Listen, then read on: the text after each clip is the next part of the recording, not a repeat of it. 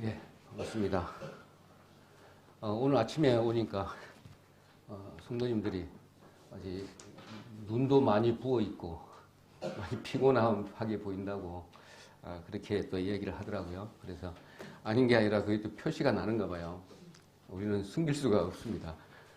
그래서 여러 가지 생각도 많이 좀 하게 됐는데 아침에 하여튼 연말이 되니까 다들 분주한가 봐요. 다른 때는 다른 연도에는 그렇게 이렇게 바쁘게 지내지를 안 했는데 좀 편안한 마음으로 찬양 예배도 드리고 뭐 또 계획도 세우고 이런 걸로 좀 분주했는데 그게 아니라 올해는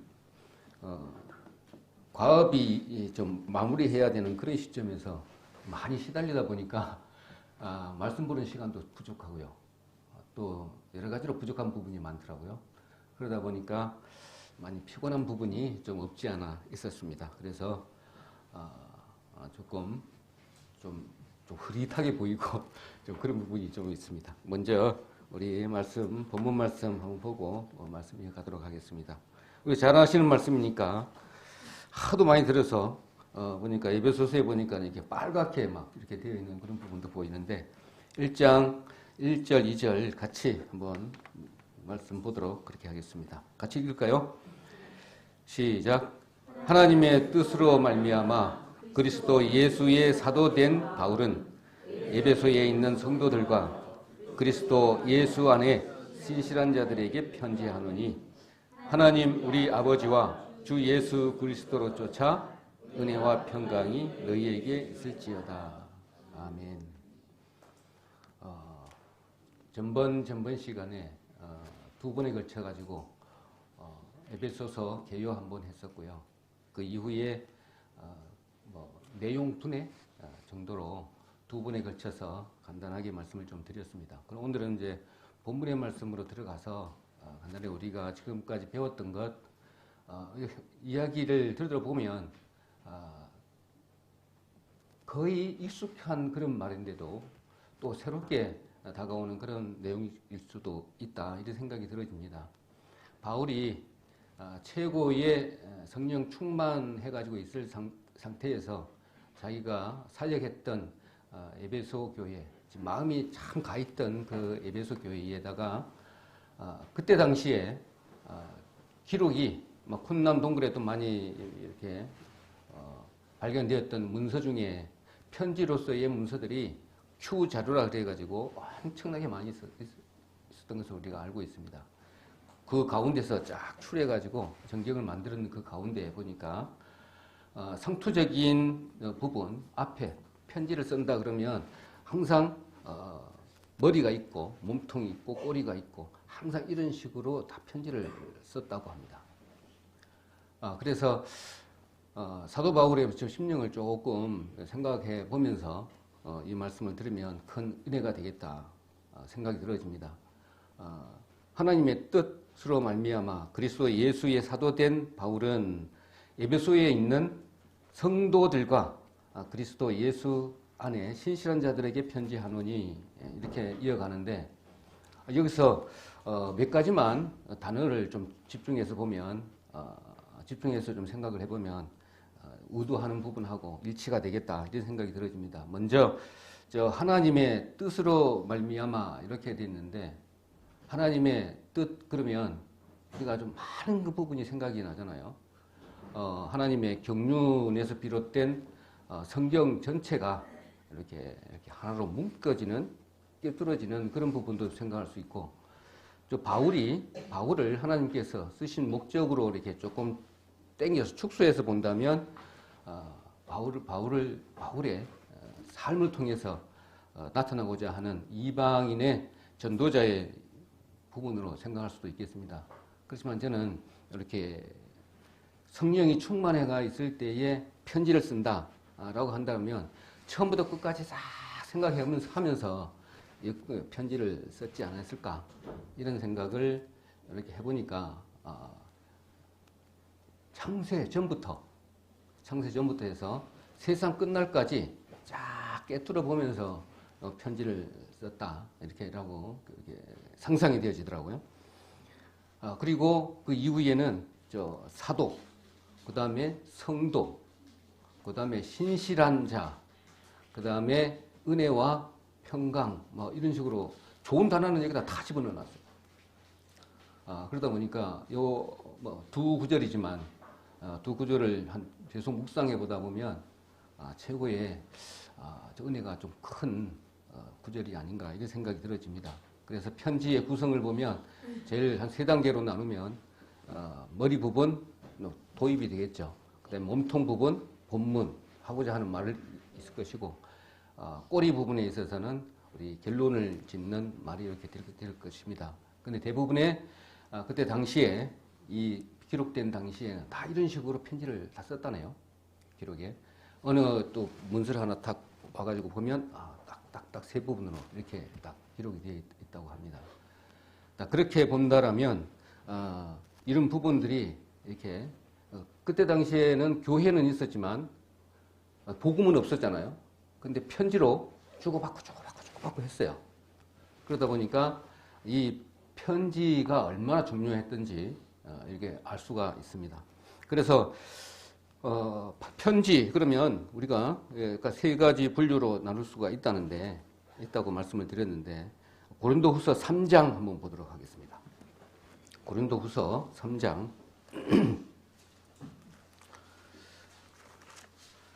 고린도후서 3장 2절로 3절 한번 먼저 읽도록 하겠습니다.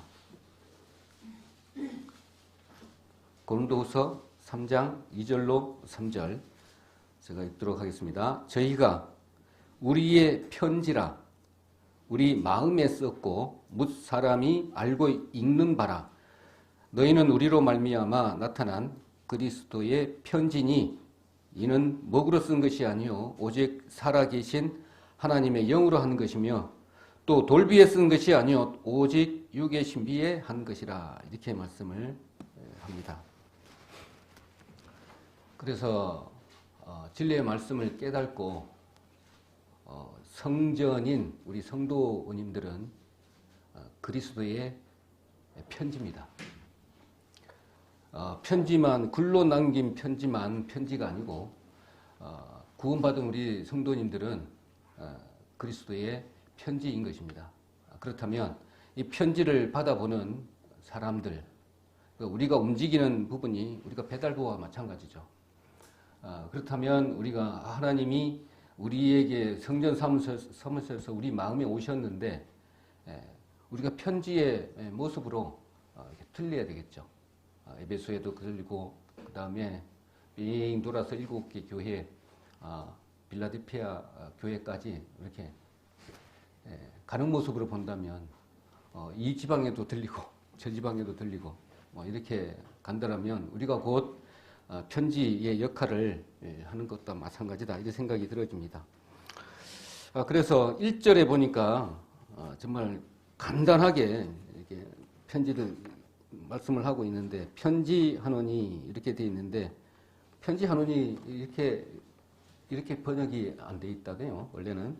근데 편지하노니가 아니고 누구누구에게 그렇다면 에베소에 있는 성도들에게 이렇게 됐겠죠. 편지하노니 이거는 우리가 좀 편하게 이렇게 기록한 것으로 봅니다. 그래서 머릿말 도입 부분에는 발신자도 있고 그 다음에 수신자, 축복의 말 이렇게 3가지로 나눠져 있습니다. 그래서 이미 나왔죠. 축복의 말은 우리가 다 들었고 그 다음에 발신자는 우리 바울이라는 걸 다 알고 있는 내용이고 수신자는 다 나와 있죠. 에베소에 있는 성도들과 또 그리스도 예수의 신실한 자들에게 편지하노니 이렇게 말씀했기 때문에 다 나와 있어요. 하여튼 인사 부분은 다 나와 있는 것 같습니다. 자, 그렇다면 그리스도 예수의 바울 이렇게 되어 있는데 우리도 마찬가지인데 바울의 삶을 보면 정말로 극과 극을 달리는 그런 사람이기도 합니다. 우리 성도들 관계도 그런 부분이 있죠. 어느 날 술도 엄청나게 마시던 그런 성도님이 갑자기 전도 집회 몇 번 참석하고 진리의 말씀을 접하다 보니까 순식간에 저 사람이 그냥 180도로 변한 그런 모습.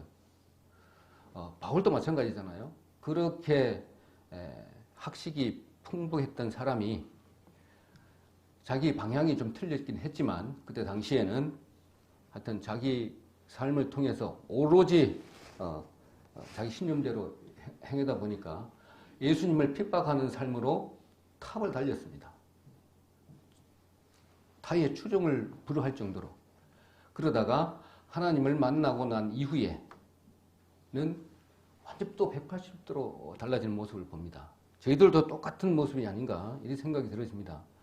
어느 부분들은 삶의 신앙생활을 본다면 꾸준한 이렇게 나가는 부분 사람도 있고, 그 다음에 뭐 모태신앙이라고 해서 항상 하나님과 같이 말씀을 통해서 사는 부분, 조금 미지근 사는 사람일 수도 있잖아요. 여러 가지 부분이 있지만 다 소중한 그런 경험입니다. 그런 사람도 똑같은 은혜로 하나님의 은혜를 받은 사람이고, 바울과 같이 좀 생각나는 게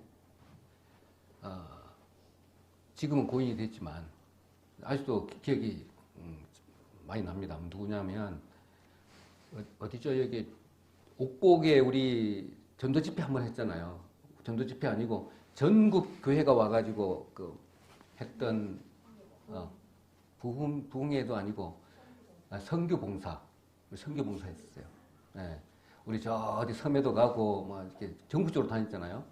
그럴 때 저하고 같이 봉사를 했던 분이 김종식 형제였어요. 지금 하도 내고 같이 그냥 이 집에도 다니고 가서 뭐 낫도 가져오고 또 뭐 전기도 내고 같이 또 이렇게 가서 고쳐주기도 하고 그렇게 같이 봉사를 좀 열심히 했습니다. 그래서 아직도 기억이 나요. 그분의 또 스토리도 내가 좀 들어서 알고 실제 같이 했고 이런 분을 같이 다니다 보니까 정말 막 성령이 충만한 상태 알잖아요. 저도 그냥 옆에서 느껴져요. 또 수양에 가서도 같이 했고 이런 부분을 봤을 때 바울 사도와 별 다른 바 없어요.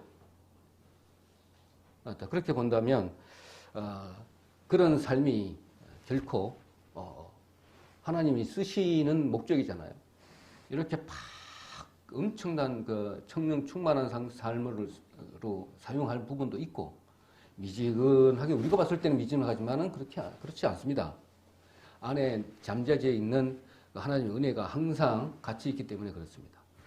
그걸 반증할 수 있는 부분이 뭐냐면 우리의 생사 화복을 아예 창세 전부터 이 계획을 십자가를 먼저 계획을 해 두시고 그 하나님의 경륜에 맞춰서 카이로스 크로노스의 어떤 시간적인 개념에 있어서 이때가 딱 되면 하나님 크로노스의 하나님의 계획이 발생됐을 때 이 사람은 하나님의 그 큰 계획 안에 틀 안에서 딱딱딱딱 맞아서 쳇바퀴 돌듯이 기아가 맞물려 돌듯이 이루어져 가는 가운데 저희들이 여기에 있는 겁니다. 하나님은 동일하게 다 사랑하시잖아요. 그런 부분에 봤을 때는 조금 우리가 보기에는 좀 이렇게 높낮이가 보일 수가 있고 어떻게 보면 성령이 충만한 부분, 좀 낮은 부분이 있지만 그건 우리가 판단할 부분은 전혀 아닙니다. 하나님이 각각의 역사하셔서 이루어가는 부분이 다를 뿐이에요. 그렇게 생각해 보신다면 바울의 편지 시작의 인사의 말에 담겨 있는 그런 부분을 생각해 보면 어느 정도 신앙생활에 있어서도 거기에는 에베소에는 엄청난 우상부터 시작해서 하나님이 가장 싫어하는 부분들만 우글우글우글 했던 그런 부분이 있습니다. 그런데 그 안에서 성도들도 있었고 그 중에 이방인이 들어와서 이렇게 개종이 된 신실한 자들이 같이 모여 살았던 겁니다. 그런 상태에서 지금 사도 바울이 편지를 쓰는 부분입니다. 자, 그렇게 본다면 그 안에서도 엄청난 변화가 있습니다. 사도와 바울과 같은 그런 신앙의 삶을 사는 사람도 있을 것이고 미지근한 사람들도 있을 것이고 여러 부분이 있을 거 아닙니까? 자, 그런 부분을 생각해 본다면 하나님의 뜻으로 말미암아 이 부분이 좀 생각이 정리가 될 것으로 생각이 들어집니다. 자, 그리고 이제 바울에 대해서 출신 성분에 대해서 좀 알고 있는 부분을 항상 들었지만 자세히 알지는 못한 부분도 저도 있더라고요. 엄청나게 좀 많이 배웠고 또 유대 민족의 그 문화에 대해서 바삭히 알고 있고 뭐 여러 언어가 통하고 이렇게 능통하고 이 정도로 좀 알았는데 이렇게 자료들을 이렇게 보니까 그보다 더 이상이더라고요. 그래서 좀 이렇게 본다면 바울의 출신 선분을 좀 이렇게 한번 보고 짚고 넘어가는 부분이 좀 필요할 것 같아요. 사도 바울은 디아스포라 유대인입니다. 그냥 편안하게 살던 그런 사람이 아니고요. 잘 살던 있는 지방을 떠나서 타 지방에 자이든지 타이든지 타 지방에 가서 살았던 사람입니다. 자, 그리고 사도행전 22장 3절 한번 보도록 하겠습니다. 사도행전 22장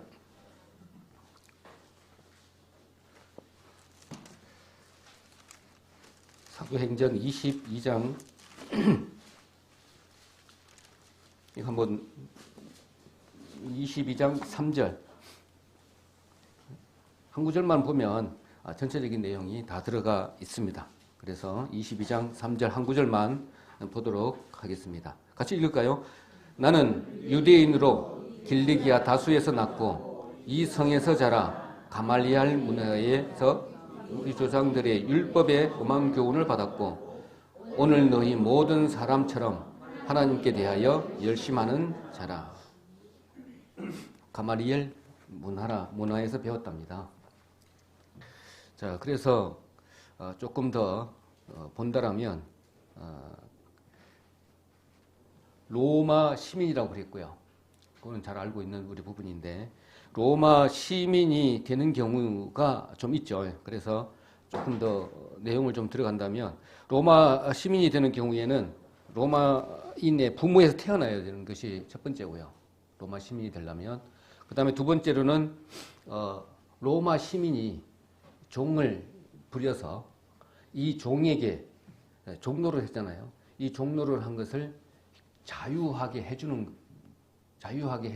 때 로마 시민이 된답니다. 그러면 그 종의 신분으로 있다가 그 종의 주인이 자유함을 줬을 때 그는 이제 돈으로도 살 수가 있었답니다. 이런 부분이 아마 이 부분에 해당되는 부분이고 그 다음에 세 번째로는 나라에 큰 공을 세웠을 때 로마의 시민권을 준다네요. 그리고 또 네 번째로는 군인으로서 장기 복무를 했을 때 이렇게 하면 하여튼 로마 시민권을 이렇게 습득할 수 있는 방법이랍니다. 당시에. 그래서 보면 로마 시민의 특권도 있을 거 아닙니까? 그래서 22장 아까 폈으니까 22장 25절 한번 보도록 하겠습니다. 22장 25절 이제 바울을 잡아가지고 묶어서 이제 채찍질을 하기 이전입니다.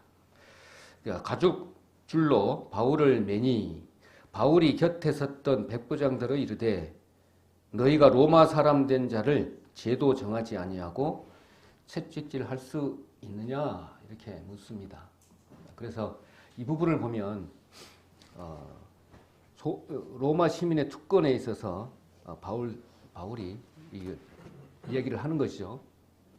반박을 하는 것이죠.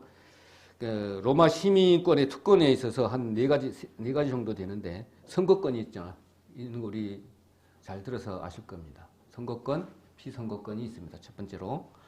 그 다음에 두 번째로는 로마 시민하고 합법적으로 결혼을 할 수 있는 것이 두 번째입니다. 그 다음에 세 번째로는 로마에서 재판받을 권리가 있는 것이죠. 다른 데서가 아니고 로마에 가서 내가 살던 그 시민권을 가지고 있는 그 시민의 시에 가서 재판을 받을 수 있는 권리. 지금 사도 바울이 이 권리를 주장한 것이죠. 이 문제 묶여가지고 채찍질을 하고 겁도 나고 그래 했을지 않겠습니까? 내가 로마의 시민인데 반박을 하는 것이죠. 특권을 권리를 주장하는 내용입니다. 그 다음에 고문 당하지 않을 권리가 네 번째로 특권에 해당한답니다. 내가 고문받을 권리가 없다는 겁니다. 예. 그래서 그 제사장에게 이렇게 이야기를 하는 부분이 본다면 로마 시민권의 파워가 엄청나게 큰 것을 이렇게 알 수가 있습니다. 자, 그런 바울을 갖다가 하나님께서 들어서 쓰시는 이유가 좀 아시겠죠? 가말리엘 문화에서 배웠던 그 사람이 아마 로마 시민이 아니었다라고 하면 조금 부족할 거예요. 왜냐하면 그때 당시에는 지중해 주변에 쫙 전부 다 로마가 다 지배하고 있었기 때문에 로마에 영향권이 없는 나라가 거의 없잖아요. 그러니까 로마 시민으로서의 전도자로 이방인에 전도하기 위해서는 바울이 가장 적절했던 겁니다. 제가 보더라도. 그래서 그 많이 배운, 그리고 또 성향을 본다면 아마 D형인 것 같아요. 아주 앞만 보고 달리는 그런 사람 성격의 바울 사도를 썼다, 이렇게 봐집니다. 자, 그래서 조금 더 이런 부분을 조금 더 깊게 좀 들어간다면 사도 바울은 아까 가말리엘 문화에서 배웠다고 했는데 그 이전에 디아스포라 유대인이지만 예루살렘에 올라가서 유학 생활을 우리 하신 거 알죠? 그래서 학벌에 대해서도 또 이야기를 하는 부분이 있는데 아까 가말리엘 문화에서 유대 민족의 엄한 교육을 받았다, 그 부분을 얘기하는데 가말리엘이 도대체 뭐냐, 이렇게 알 수가 없는 부분이 있잖아요. 얘기해주면 모르고 공부 안 하면 또 모르는 부분이 또 이런 부분입니다. 그래서 가말리엘은 율법 교사고요. 그 다음에 유대인 바리새인 중에 최고의 학자랍니다. 그리고 이 가말리엘은 탁월한 학자에게 부여받은 라반이라고 하는 칭호를 최초로 받은 사람이라고 그러네요. 그러니까 최초로 초대, 하여튼 뭐 우수생 뭐 이렇게 보면 되겠죠. 그래서 요즘처럼 뭐 대학이 있는 때도 아니고 뭐 이러기 때문에 사석으로 만든 사석학자라고 보면 되겠습니다. 그래서 스승을 찾아가서 바울 사도가 1대1의 어떤 교습을 받은 그런 부분으로 볼 수가 있습니다. 문화라고 그러면 가르침을 받는 가말리엘의 가르침을 받는 스승 아래 이런 뜻이죠. 그러니까 바로 옆에 두고 제자를 1대1로 양성하는 그런 교육기관이다, 이렇게 보면 되겠죠. 그래서 가말리엘은 요즘 말을 한다면 인류 대학에 들어간 것과 마찬가지로 가말리엘 문화에서 유대교의 전통에 대해서 철저하게 공부했던 사람이기 때문에 생각이 조금 예수님께서 딱 바꿔주니까 그렇게 변화에 엄청난 모습으로 바뀐 모습을 봅니다. 자, 그래서 가말리엘 문화의 사람의 배경을 좀 보면 유대교의 두 개 학파가 있는데 그것보다도 주요 인물을 좀 보면 세 사람이 있잖아요. 유대 학파 교대의 주요 인물은 우리 잘 알고 있는 모세입니다. 모세. 그 다음에 힐레. 그 다음에 삼마이. 요 세 사람을 칩니다. 우리 모세는 아예 접어두고 예언자이고 모세는 어떤 학파를 이렇게 만든 것이 아니기 때문에 유대인의 완전 우상과 같은 그런 부분이기 때문에 모세는 빼고 힐렐 학파하고 삼마이 학파, 이 두 개의 학파가 유대교의 대표적인 학파입니다. 그래서 이 가말리엘은 힐렐 학파의 창시자입니다. 그래, 힐렐 학파의 창시자가 힐렐인데 가말리엘은 그래서 힐렐의 손자인 것이죠. 그래서 힐렐 학파하고 산마이 학파에 간단하게 말씀을 좀 드리면 힐렐 학파는 좀 융통성이 있는 율법 해석을 좀 지향을 했고요. 그러니까 좀 합리적인 부분입니다. 반대로 산마이 학파는 법적이고 그 다음에 율법 해석, 율법주의죠. 그렇게 두 쌍두를 이렇게 벌였다고 합니다. 그리고 유대적인 사고를 힐렐 학파를 이렇게 사고를 보편적으로 이렇게 넓혀간 그런 담당을 했다면 산마이 학파는 토라의 정결 율법을 이렇게 강조를 했고 전통적인 유대주의 그런 부분입니다.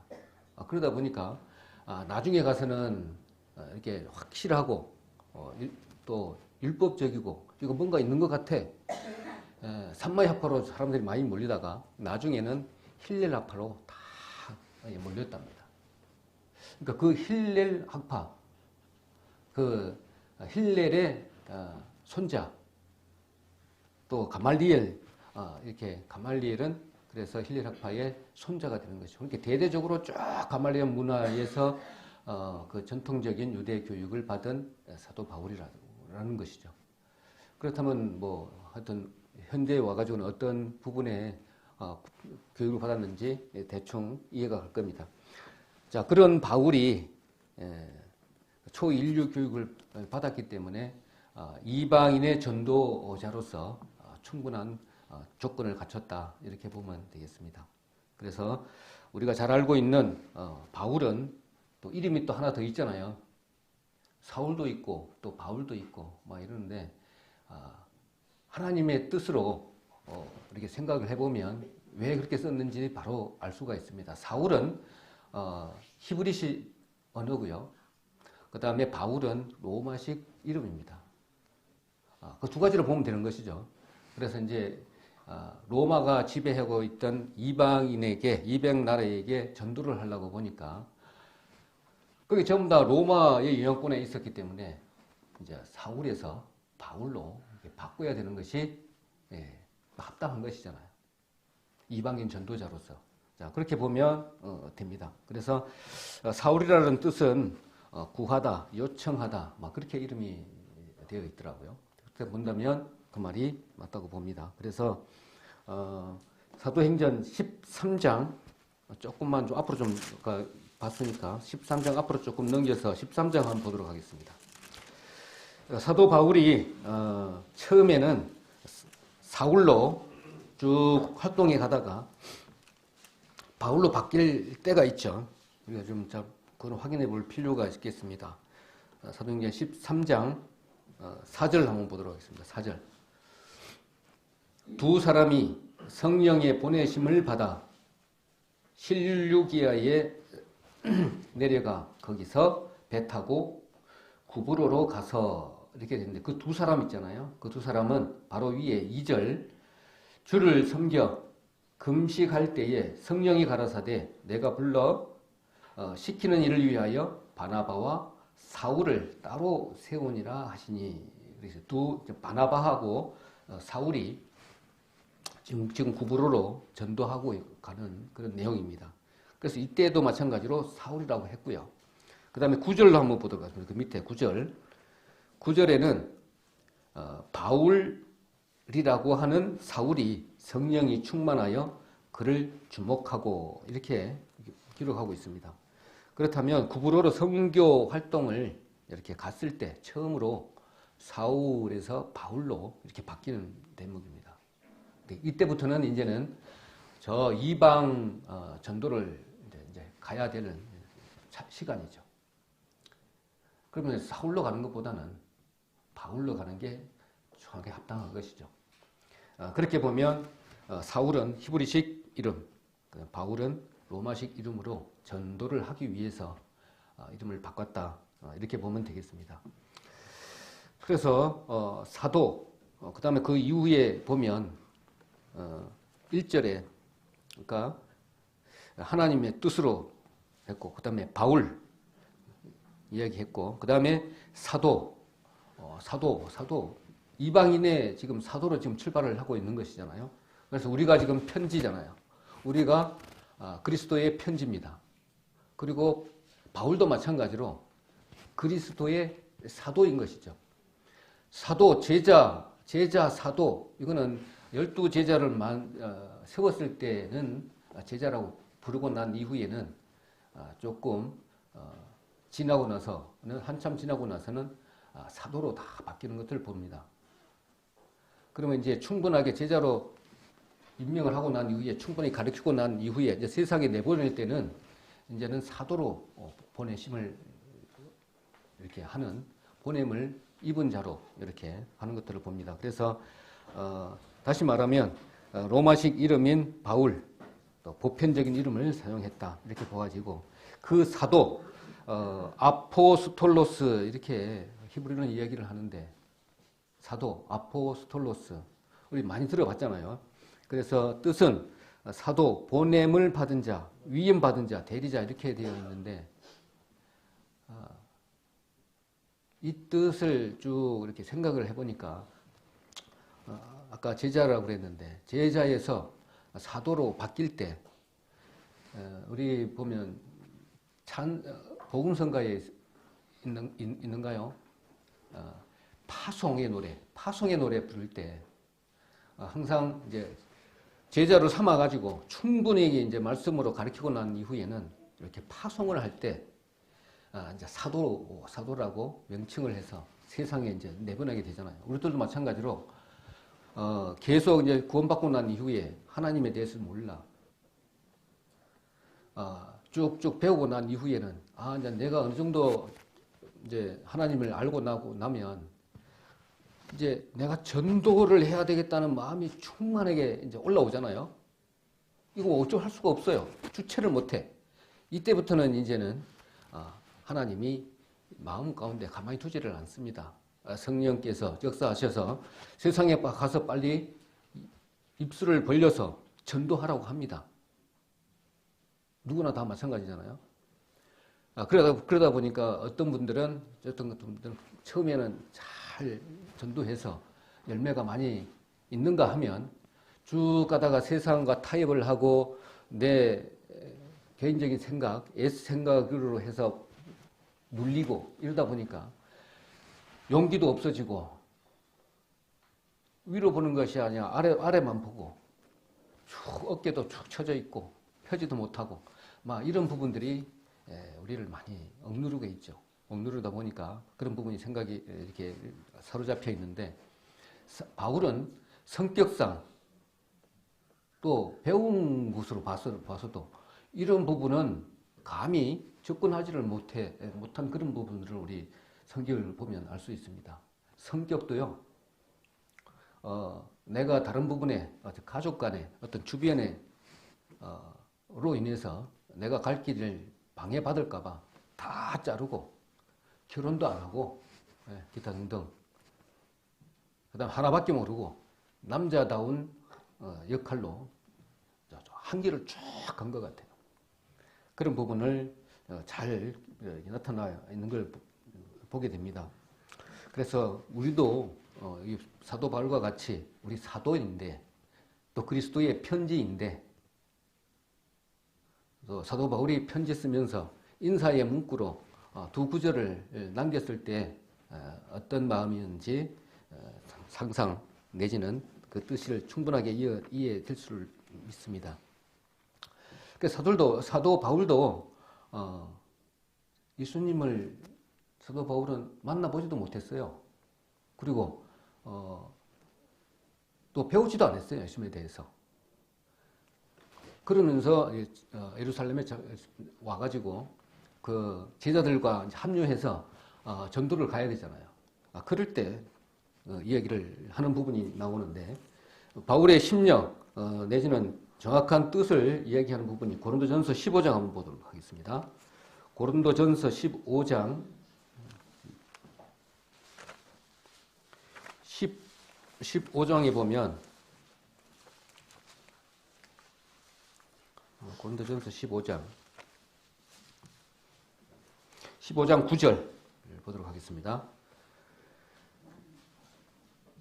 사도 바울의 심령을 그대로 기록해 놓은 부분입니다. 나는 사도 중에 지극히 작은 자라 내가 하나님의 교회를 핍박하였으므로 사도라 칭함을 받기에 담당치 못할 자로다라고 얘기를 합니다. 자, 그렇다면 이 사도 바울은 주님을 살아생전에 목격한 부분도 없고요. 그 다음에 배우지도 못했고, 이거 감당할 부분에 못한다, 감당할 수 없다, 이렇게 이야기를 하는데, 하나님의 뜻으로 말미암아 그리스도 예수의 사도된 바울 이렇게 표현하는 걸 봤을 때는 나 그거 아닌데 받을 수가 없는데 라고 단정을 하고 난 이후에 나는 자격이 없지만은 하나님의 은혜가 우리 성령을 받았으니까 하나님의 은혜가 나를 이끌러 가니까 나는 사도 보내심을 받을 뿐이다 이겁니다. 우리도 마찬가지잖아요. 감히 표현을 못해요. 어떻게 뭐냐면 은혜를 받았는데 하나님 만나기 이전에는 어떤 상태냐면 갈 길을 몰랐어요. 제가 그랬거든요. 예를 들면 이겁니다. 내가 삼성중공업에 입사하고 난 이후에 딱 봤어요. 다들 돈 많고요.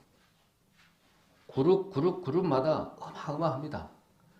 한 시간에 이렇게 점검을 온다든지 돈 흐름을 이렇게 체크하잖아요. 외부에서 감사가 떨어지면 그 감사가 와가지고 금방 캐시가 흘러가니까 이게 일이 안 되는 거예요. 그만큼 돈이 많이 순간순간으로 흘러가 버리니까 어떻게 5% 딱 잘라서 감사가 불가능한 정도로 그렇게 돈이 흐르더라고요. 그런 걸 받고 그렇게 하는데 근데 나는 돈도 없어. 그런 부분. 그런데 조금 지나니까 회장이 죽었대. 내가 얼굴 한번 보지도 못했는데. 그러니까 조금 있으니까 또 바뀌었어. 또 아들이 또 회장한대. 조금 있으니까 또 바뀌었어. 그러면은 선대에 손자가 또 이제 회장을 한대요. 근데 내가 근무하고 있는데 옆에 왔어. 그 손자가 왔어. 오더만은 공장이 개판이다 그러고 갔어요. 다 뜯어 고치라는 거야. 제가 그러니까 가만히 보니까 그러면 나는 뭐야? 이렇게 된 거죠. 나는 보니까 길도 없고요. 길도 없어요. 그리고 막막해요. 그리고 그 와중에 먼저 할머니는 돌아가시고 그 다음에 할아버지가 돌아가시네요. 그때 당시에 이제 그러면 이제 그 다음에는 우리 어머님 아버지만 돌아가시고 나면 그 다음에 나 차례네 이렇게 된 거죠.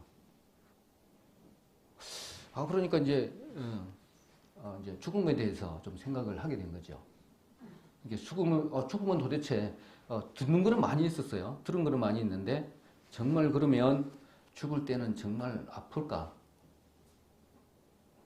내지는 또 죽음 뒤에는 뭐가 있을까?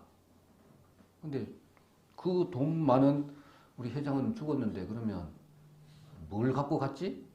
뭐 이런 부분. 그래서 온갖 생각이 다 들더라고요. 그러면서 그 사이에 뭐가 있었냐면 그 이전에 또 어떻게 환상적인 그런 부분인 것 같아요. 누가 꿈꾸듯이. 뭐냐면 이런 부분입니다.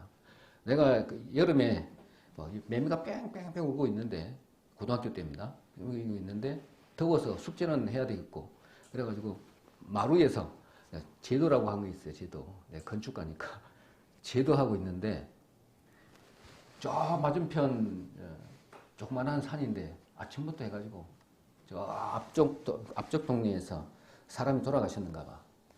딸랑 하면서 알잖아요. 상에 나가는 소리. 너 하면서 이렇게 하더라고. 아침 9시부터 시작했는데 한 오후 5시 정도 되니까 끝나더라고요. 그러면서 이제 그때부터 내가 삶에 대해서 많이 생각을 하게 되었습니다. 그 광경이요. 좀 신기루 같아요. 내가 지금 생각해 보니까. 딱 동네 사이에 집 사이에 쫙 보이거든요. 그때부터 이제 생각을 하게 되었는데, 손금도 보가지고 관상도 보고, 그 다음에 우리 아버님이 잘 보는 엽서 책도 한번 보고, 막 이런 것도 유심히 많이 봤죠. 근데 나는 이렇게 살면 끝인가? 이병철 회장은 저렇게 떵떵거리고 살고 고생은 많이 했지만, 그런 부분에서 많이 생각을 많이 하게 되었습니다. 그래서 그 시간이 흐르고 나니까 그런 마음을 가지니까 이놈이 하나님 보시기에 이놈이 조금 그런 부분에 관심이 있고 알려고 하는구나 라고 하니까 그 이병선 집사님을 내게 보내주시는 것이죠. 그래서 하나님을 알 수 있도록 인도하시는 그런 부분을 봅니다. 그렇다면 지금 이 에베소 교회에 그 어마어마한 우상이 들썩거리고 하나님이 제일 안 좋아하는 부분만 하고 있는 그 큰 교회의 그 도시의 대표라고 할 수 있는 그런 부분에 하나님이 그 안에 신실한 자들을 보았다는 것이죠. 그러니까 하나님이 거기에다가 바울을 보낸 것이죠. 저에게 정선 집사를 내한테 보낸 것처럼 그런 것이죠. 그렇게 본다면 하나님의 은혜가 얼마나 큰지, 그러니까 이제 사도 바울은 하나님이 보냈기 때문에 너희들, 그러니까 이 성도들과 신실한 자들, 그 외부에서 왔던 그 신실한 자들 다 합해서 너희 은혜가 얼마나 큰지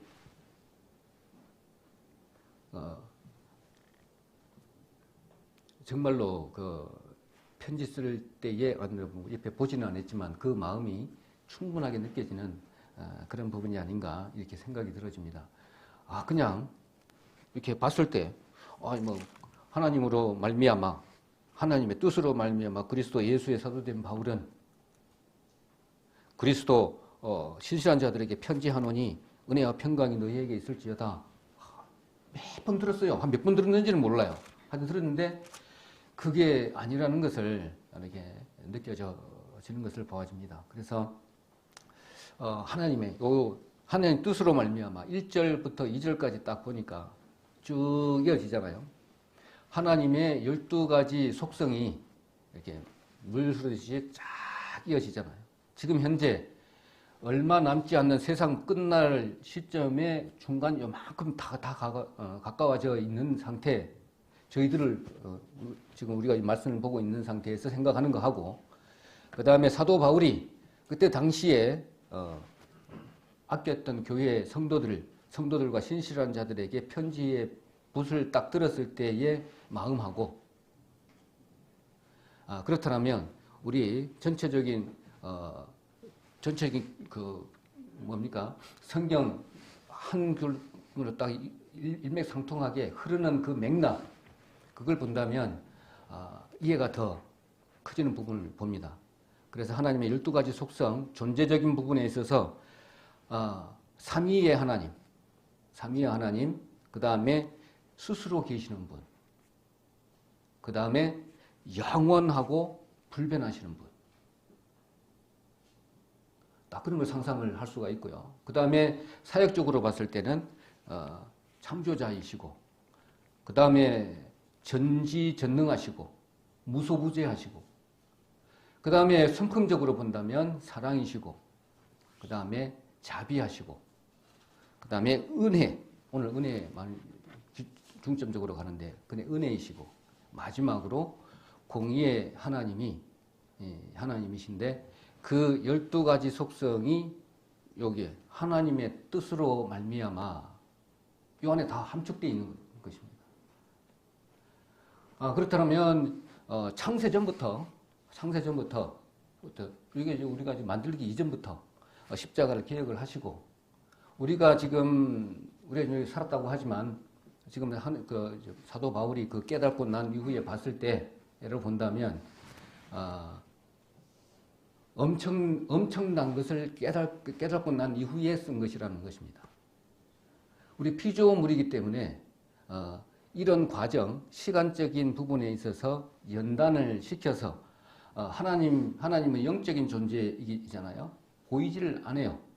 영적인 존재, 하나님의 형상으로 만들기 위해서는 그 영혼을 만드시고 난 이후에 이 영혼이 피조물에 아주 연약한 육체를 입고 있었기 때문에 하나님의 형상하고 이렇게 같이 신부처럼 영원히 같이 살고 또 그 이분의 또 하나님의 같은 동역자로 생활을 한다라면 영원히 이 세상을 만들어서 시간적인 존재에서 팍 삶아가지고 그 영혼, 마음 이것을 연단시키지 않으면 하나님과 영원히 할 수가 없는 겁니다. 그 시간에 우리가 계속 힘들어하는 부분은 있지만 날로 새로워지는 부분은 하나님과의 같은 형상인 이 영혼, 마음이 계속 연단되어져 가는 것이죠. 영원히 하나님과 같이 했을 때는 이제 그걸 가지고 하나님과 영원히 교제하면서 이렇게 사시는 부분이 이제 남아 있는 것이죠, 우리에게. 그러면 거기서 이제 상급대로 한 고을, 두 고을 이렇게 받듯이 어떻게 삶의 결과에 따라서 그런 복이 또 주어질 줄로 믿습니다. 그래서 사도 바울은 그런 부분들을 실을 깨듯이 처음부터 끝까지 딱 관통한 다음에 내가 사역을 했던 에베소 교회의 성도들이 얼마나 귀하고 사랑스러운지 모를 겁니다. 한 분 한 분 얼마나 사랑스러웠겠어요. 그렇게 본다면 저희들도 마찬가지로 하나님 보신다면 정말로 사랑스럽고 또 애틋하고요. 그 다음에 가슴 아파할 부분이죠. 본심이 아니니까 이렇게 뭐 고생하고 이런 부분들이 하나님 보시기에 본심이 아니라는 겁니다. 결국에는 우리 시간 되면 요거는 흙으로 가는 거니까 그 하나 남는 거 요것을 보시기 때문에 그렇습니다. 자, 그래서 지금 성도들도 우리가 잘 알고 있는 부분이고 그 다음에 그래서 우리는 깨끗하게 살아야 되고요. 거룩하게 되어야 되는 거고 그리고 가운데 요 안에 있는 것들이 점점 깨끗해지는 거니까 깨끗하게 살아야 되고 거룩해야 되고 이런 부분이 남아 있습니다. 그리고 하나님의 그 사랑하는 그 마음들을 하나씩 더 많이 알아야 돼요. 단계적으로. 그렇다 보니까 우리 성막에서 하나님 예수님을 발견했듯이 지혜를 깨닫고 아주 기초적인 것부터 시작해가지고 저 성막 지성소 안에 들어가가지고 하나님과의 대면에서 대화를 할 수 있는 그 부분까지 항상 자유롭게 우리는 갈 수 있는 권한을 얻었기 때문에 왔다 갔다 하면서 하나님을 촛대 떡에서 기도하고 말씀의 빛을 받고 위에 가서 기도하고 불향단에서 기도하고 하나의 그 지성소에 있는 시온자에 가서 하나님과 대면하고 이런 부분들을 우리는 항상 체험을 해야 될 줄 압니다. 그래서 그리스도 예수의 신실한 자들, 그 다음에 성도들, 이거는 동일하게 같은 내용입니다. 자, 그렇다면 여기는 에베소 교회입니다. 근데 유대인도 있고요. 이방인들이 와갖고 있는데 이방인을 유대인이 이렇게 딱 봤을 때 정말 이건 완전히 충격적인 겁니다. 뭐냐면 바울이 봤을 때는 이방인인데 나는 유대인인데 선민인데 저들까지도 성도라고 불러? 아니다. 얼마나 충격적이겠습니까? 이거는 완전히 유대 선민 사상을 완전히 깨뜨리는 말씀입니다. 그래서 하나님은 지금 제가 보기에 이런 부분이 생각이 들잖아요. 우리로 봤을 때, 사람으로 봤을 때는 너, 나, 아니면 뭐 이 교회, 저 교회, 아니면 뭐 회사로 본다면 우리는 전기팀, 우리는 뭐 건축팀, 기계팀 항상 이렇게 나눠요. 아니면 뭐 남장년에 여장년에 이렇게 많이 나누지만 하나님 보시기에는 그게 아니라 하나라는 겁니다. 하나님은 동일하게 우리 마찬가지로 항상 얘기하지만 우리 시간대로 봤을 때는 쭉 수평적인 시간이지만 하나님 보시기에는 일순간이라고요. 그렇게 본다면 하나님은 모르시는 부분이 없으시고 딱딱 사람들은 갈라놓고 이 안에서 어떻게 해보려고 하지만 그 부분까지도 안타깝게 여기시고 하나님은 다 끌어 안으신다고요. 그래서 우리 교회에서 항상 문제가 되고 내지는 어떤 해결책 뭐 그런 부분으로 드러나는 부분이 좀 있는 부분이 있습니다. 나하고 같지 않으면 이렇게 배척하고 뭐 이런 부분들이 많이 있어요. 예를 들면 이겁니다. 오늘 시간이 좀 지나긴 했지만 참 독특한 부분인데 우리 회사에서 이제 이 얘기를 좀 드린다면 좀 강한 부분입니다. 그래서 자격지심도 좀 있고요. 그 다음에 열등감도 좀 심해서 딱 회사에 나왔는데 사회생활 딱 첫 발을 디뎠는데 그렇게 핍박을 많이 받았답니다. 안전관리자로 갔는데 안전관리 그 학교도 다니고 안전 쪽에 학교 갔는데 맨날 심부름만 시키고요. 심부름만 시키고 또 무시해버리고 막 그러더래요. 그래서 다 집어치고 이제 건축 기사 자격증 따고요. 목공 아니 토목 기사 자격증도 따고 그리고 막 열심히 했답니다. 몇 년 동안을. 그러다 보니까 기존에 있는 멤버들보다 일도 더 많이 알고요. 더 잘하고. 그런데 무시를 못하는데 결국에는 뭐냐면 토목과를 안 나온 거예요. 뿌리가 없어.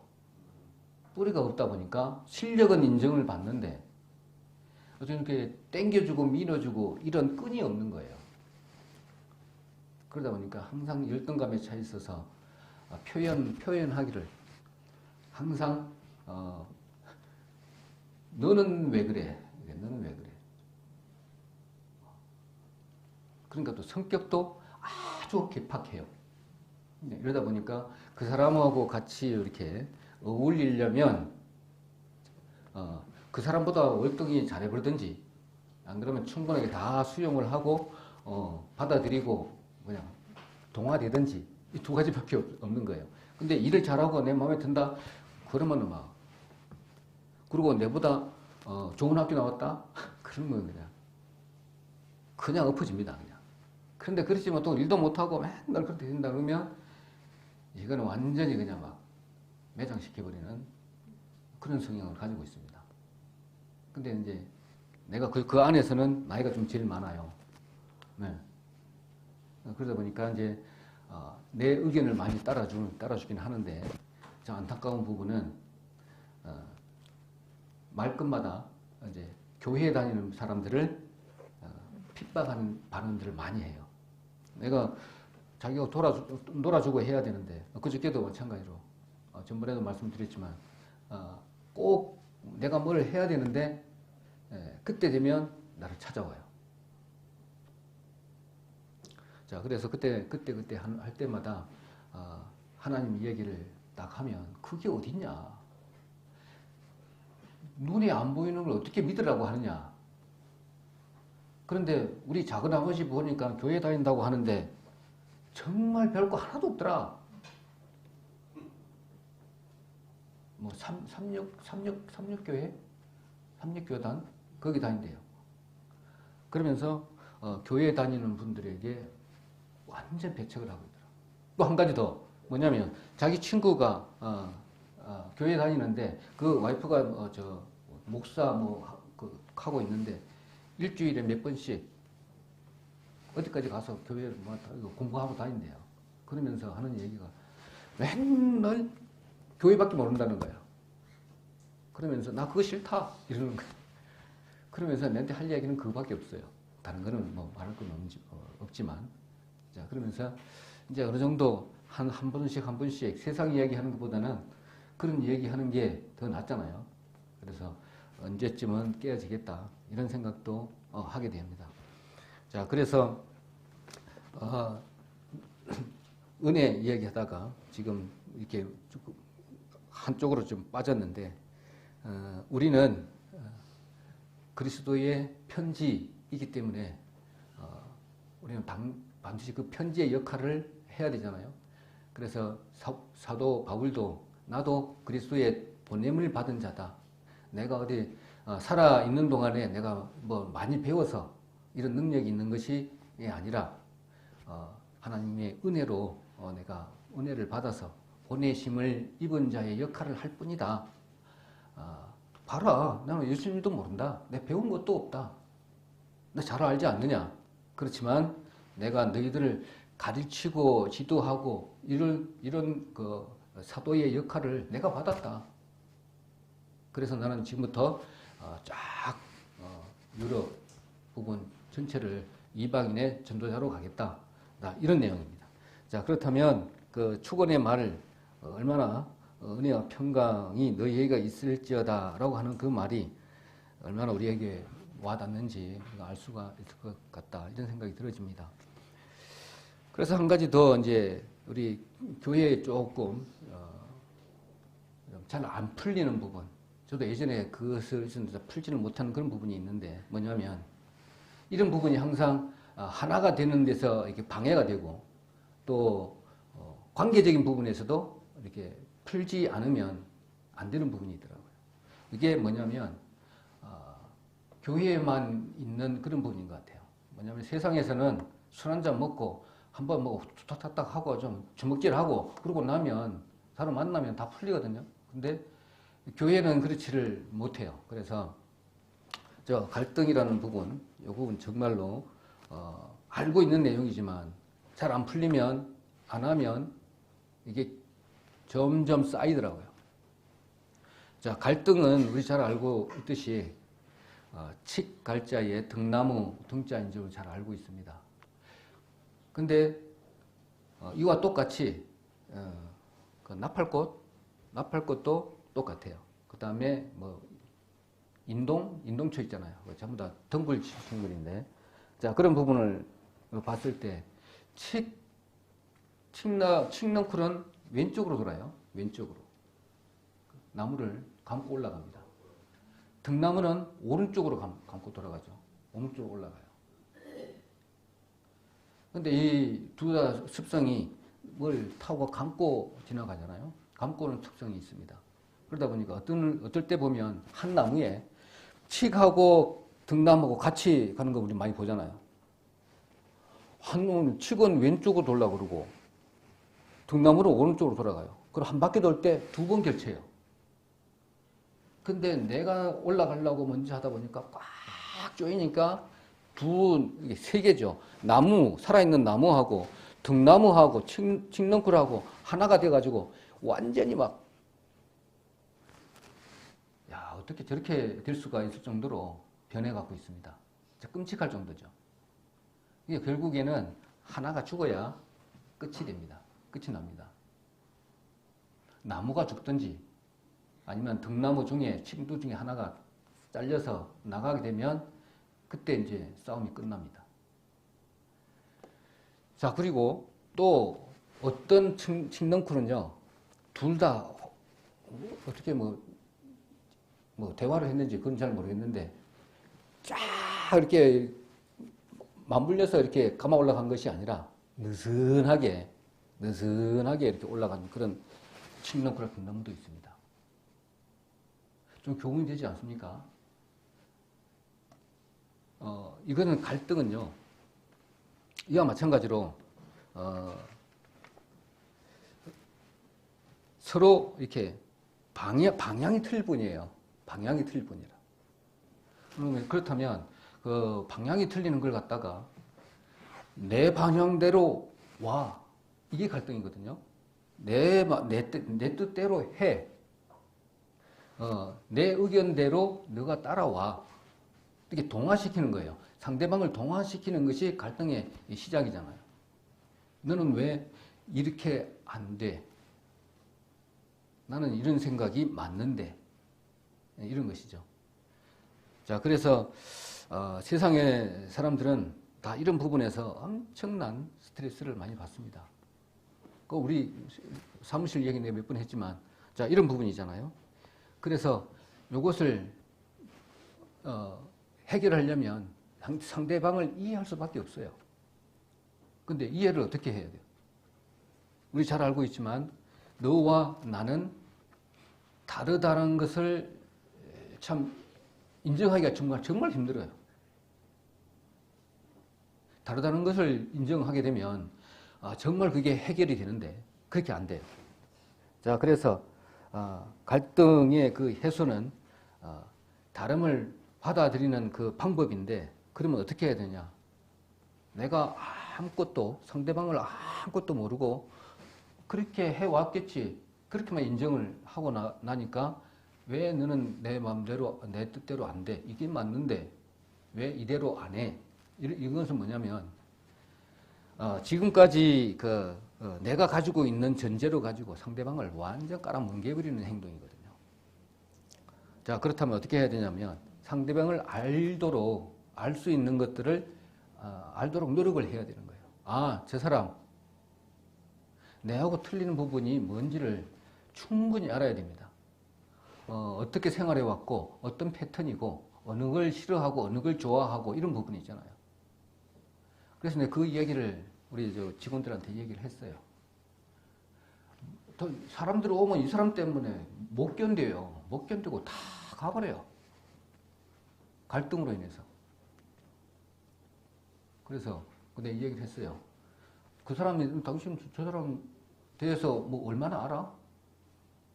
네 뜻대로 안 되니까 화내고 네 뜻대로 안 되니까 이런 부분을 얘기를 하니까 그렇지.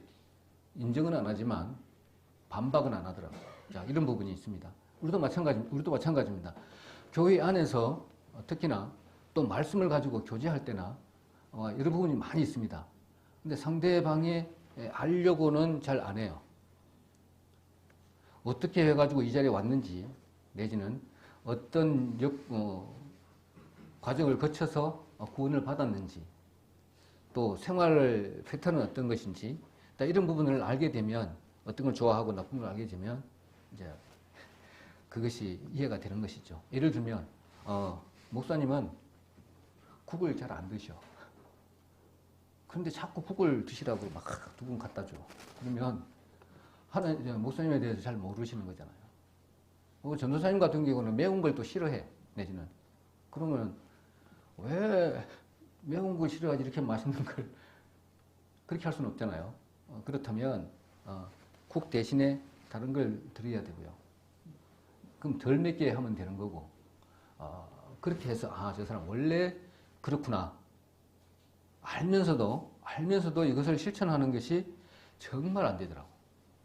자, 이런 부분이 하나가 되는 상호 존중해 주는 거잖아요. 그게. 그러니까 저 사람 싫어하는 게 아는 것이 지식이고, 그렇게 본다면 상대방을 존중하는 방법은 상대방이 충분하게 아는 것이 전제가 되어야 된다, 이 생각이 들어집니다. 그래서 이제 사도 바울이 기원하는 것이 마지막으로 은혜와 평강이 너희에게 있을지어다 라고 하는 부분이, 이런 부분이 전제가 되어 있는 겁니다. 그 이방인으로 개종해서 유대 성도가 된 신실한 자들, 그 다음에 그 위에 또 성도들, 유대인들, 얼마나 갈등이 심했겠습니까? 뭐 우상 숭배부터 시작해가지고 그동안에 뭐 왔던 것들 온 사방팔방에서 다 와가지고 아르테미 신전 조각품 사가 와가지고 거기다가 뭐 드리고 막 가고 했을 거 아니에요? 그런 데서 이 갈등을 해결할 수 있는 방법을 사도 바울은 이런 은혜와 평강이 너희에게 있을지어다 라고 합니다. 그렇다면 은혜와 평강이 다 평안한 상태잖아요. 이거 비진리적인 그 부분 가지고 비성경적인 거 가지고 서로 싸우고 다투고 해서 이렇게 막 하나가 되지 못하는 행동까지도 염두에 두고 사도 바울은 에베소 교회에다가 성도들에게 은혜와 평강이 너희에게 있을지어다 라고 하는 말씀이 우리 교회를 두고 또 하는 말씀이기도 하다, 이 생각이 들어집니다. 자, 이렇게 오늘 인사 말씀으로 해서 이렇게 마쳤습니다. 참고적으로 우리는 그리스도의 편지입니다. 또 그리스도의 사도입니다. 또 우리는 또 이렇게 보냄을 받은 자이기 때문에 또 전도해 나가야 되는 또 군사이기도 합니다. 또 이런 부분을 가장 드러낼 수 있는 부분, 은혜 받은 자의 모습으로 드러낼 수 있는 부분은 몰라요. 겉으로 봐서는. 근데 항상 내적인 부분에서 갈등이 이렇게 일으켜지는 부분이 있지만 은혜 받은 사람의 특징은 항상 기뻐합니다. 얼굴에 다 나타나죠. 얼굴에 항상 기뻐하는 모습, 이 모습으로 오후에는 식사 이후에 우리 또 찬양 예배가 있습니다. 그래서 찬양 예배를 통해서 입술의 열매잖아요. 그동안에 얼마나 찬양하고 싶어서 기다리는지 모른다, 이런 생각도 해봅니다. 3년 동안 안 했어요. 3년 동안. 3년 좀 넘었습니다. 그래서 시발점이니까 시동을 거는 그런 부분이라 생각을 하시고, 아까 사회자가 처음에 이야기했듯이 그런 개념을 우리는 떠나서 그래서 그러는 것이 아니라 그런 생각을 뛰어넘어서 우리는 찬양이 우리는 성령 충만함의 표현입니다. 표현이고, 노래를 잘 불러서 못 불러서 이게 아니잖아요. 그 안에 있는 것들을, 속에 있는 것들을 다 풀어내게 되면 스트레스도 해소가 되고 또 새 힘을 얻습니다. 얻어가지고 또 우리가 그리스도의 편지니까 편지의 역할을 잘 할 수 있기를 바라면서